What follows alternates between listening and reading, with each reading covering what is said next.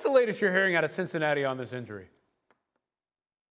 Well, first and foremost, Ryan, with his chest open, his shirt open, is much more impressive than Dan Orlovsky. As for Joe Burrow, obviously he's going to be out for several weeks, according to his head coach. And the several weeks, in my mind, marries up perfectly with how long it might take for him to do a new deal with the Cincinnati Bengals, about several weeks. So if it takes several weeks for him to heal and several weeks to do a new deal, by opening day, he should be better from his calf injury and he should have a new contract. And it's hard to imagine that Joe Burrow would step onto the practice field again without having a new deal in place that makes him the richest paid player in NFL history. Right now, he does not have that deal, but he's not practicing because of that calf injury. So the two situations marry up perfectly. They have plenty of time to figure it out, plenty of time for Joe Burrow to heal, and the two sides, I think, will be able to come together well before opening day. That is really interesting. By the next time we see him play, he could have that new deal. Now, RC, you heard Orlovsky talk about his concern. So what's your reaction to that?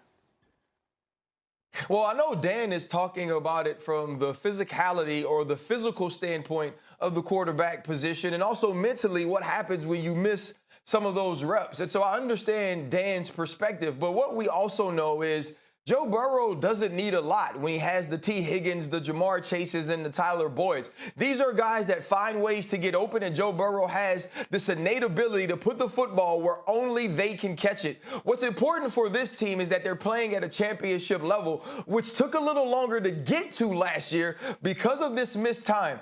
Here's what scares me. You go back to the first year, you have the knee injury with the ACL and the MCL. You missed last year's camp with an appendectomy, and now you have the calf strain. Is this going to be something where you can expect Joe Burrow to miss time each and every year for different reasons? Because that's something that when you start these contract negotiations, you do worry about. Now, has Joe played the majority of the snaps?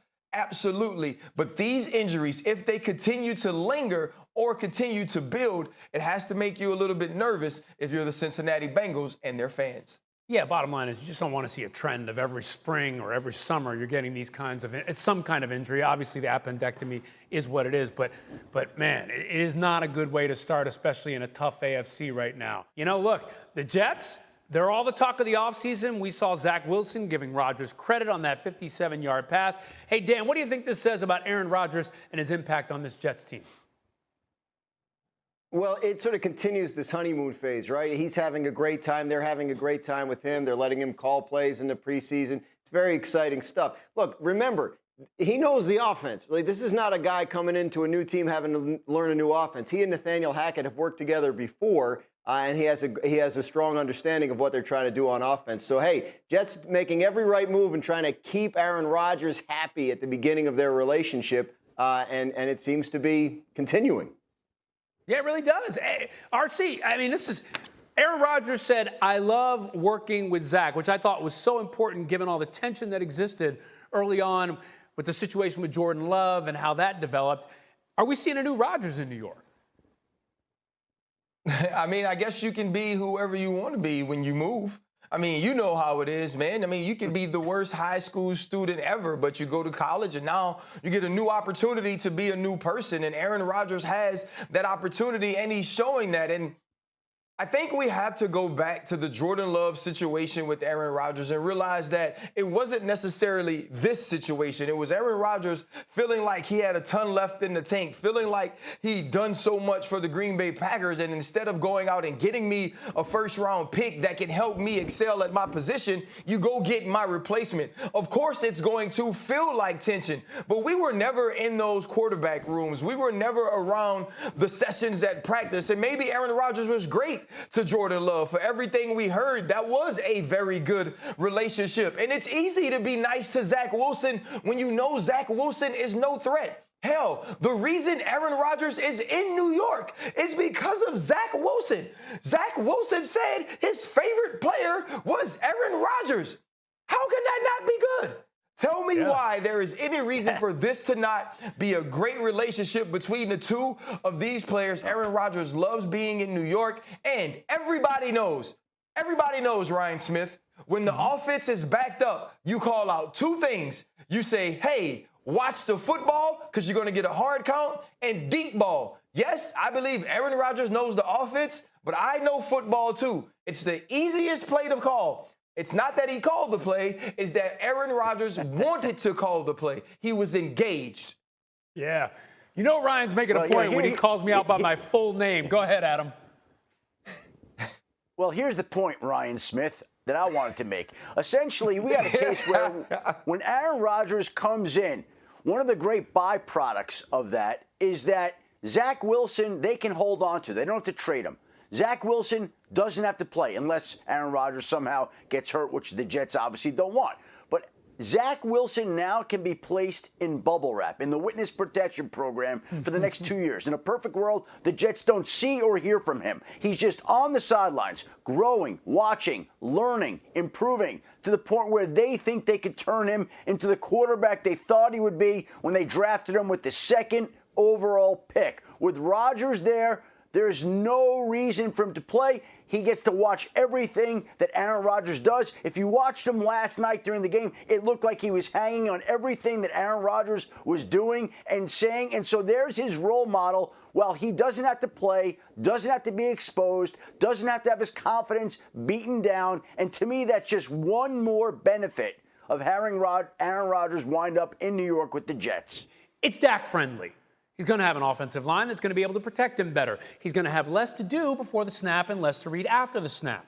We're going to be excited about how it protects Dak and how it actually helps efficiency for Dak. So, Graz, you've been spending your time camping all over the country, staying in the finest hotels. You were with the Cowboys. What's your biggest takeaway from the game? You know, one thing I want to say Are you off talking of to that me? Jerry Or Jones are you talking to quote Dan? is Dan. Oh, okay. Because Ryan, everywhere I go, everybody says Ryan Clark was here the other day. He's a celebrity. People are very excited to see him.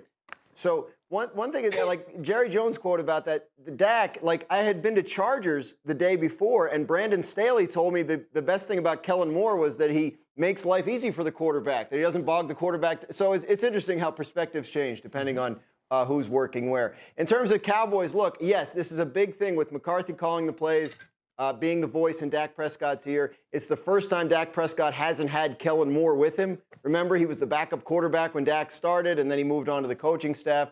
So a lot of change, and I think they're going to use, preseason games to the extent that Dak plays in them as a way of maybe practicing that, with live action going on. But one big thing that stood out, the Cowboys they made 2 trades for veterans. That Brandon Cooks, the wide receiver, Stephon Gilmore at cornerback. Multiple people I talked to in the front office on the coaching staff said not only have those guys looked good in practice, but they've really kind of pleasantly surprised everybody with how much they've brought to the table as sort of locker room presences, as leader types. And they feel like that's just sort of, these are 2 guys that are going to help sort of the culture around there as well as help them on the field. Okay, so they're adding more pieces to try to build up anything they can do to get to be a Super Bowl team and put themselves in that perspective. Shefty, I want to come to you because I think part of the Dak-friendly comment is being taken as maybe they don't have complete confidence in Dak. He's still got 2 more years on his deal. Where's the extension? There's all this talk about, do they really fully believe him, think he's the guy that can lead him to Super Bowl glory? What are you making and hearing about all that kind of stuff? Oh, I definitely think that they believe in him, and I think they're behind him, and I think they're going to try to restructure that contract. Jerry Jones has already said that they would like to get that done. They kind of need to get that done from a cap standpoint. And I don't think this team and Dak have reached the levels that they'd like, but I don't think it's a reflection of where they're at. Now, again, Ryan Clark stood in the tower with Jerry and Stephen Jones, so he can offer insight that I can't even offer. I'm going to Cowboys camp this week. I don't know that I'll get the invite into the tower like Ryan, but maybe I'll get the chance to get a little bit of access like he did. But listen.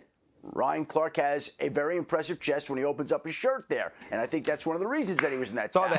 And so he knows things here that we don't. I don't need to do push-ups. But I do think they absolutely believe in Dak Prescott. They're absolutely behind him. And this will be another chance to validate that belief in him this season. RC, from your tower in Dallas, you'll get the final word. His perch. Yeah, his perch, it Ryan. was just His me. Perch. It was just me, Jerry, Steven, just kind of cooling out, talking to some trainers about who went down at practice and just reminiscing on the old days of Charles Haley and guys like that. That's not just playing. I think, though, when you look at what the Cowboys are now, they're a complete team. And so much focus has been on Dak Prescott. And we've taken everything that we've heard out of training camp or in the offseason from Mike McCarthy as if they don't have confidence in who Dak Prescott is or who he can be. And let's be honest, guys, every offense should be quarterback friendly.